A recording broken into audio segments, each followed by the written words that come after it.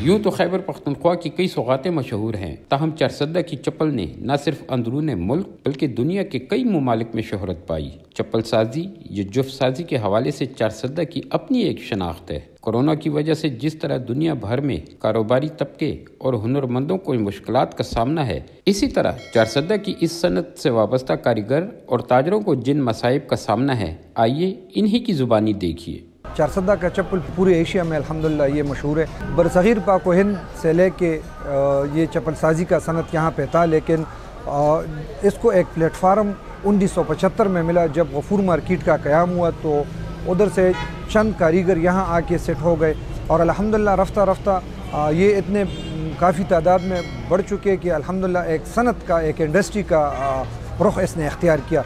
इस वक्त तो चप्पल साजी की सनत से तकरीबन हज़ारों की तादाद में लोग वाबस्ता है, दूर दूर से लोग आते हैं। हमारी गवर्नमेंट से यही मुतालबा है कि आप इनके लिए अंदरूनी मुल्क और बैरूनी मुल्क मंडियाँ तलाश करें, इसको एक्सपोर्ट की हद तक ले जाए, क्योंकि मैन पावर स्किल पर्सन जो है वो यहाँ पे हज़ारों की तादाद में है।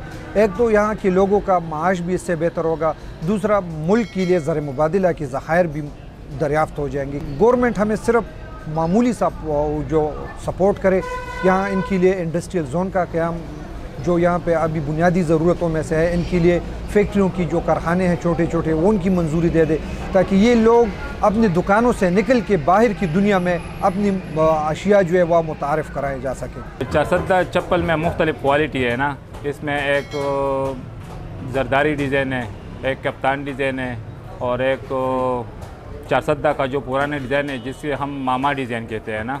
ये चारसद्दा की मशहूर और तारीख़ी गफूर मार्केट है। यहाँ पर चारसद्दा की मशहूर चप्पलियाँ तैयार की जाती हैं। यहाँ के दुकानदारों, यहाँ के कारीगरों के अगर मुतालबात तस्लीम कर लिए जाएँ तो ये मार्केट चारसद्दा ही नहीं, मुल्क ही नहीं, ये बैनुल-अक़वामी मार्केट का दर्जा इख्तियार कर सकती है। सोहराब अहमद ख़ान, आज डिजिटल, चारसद्दा।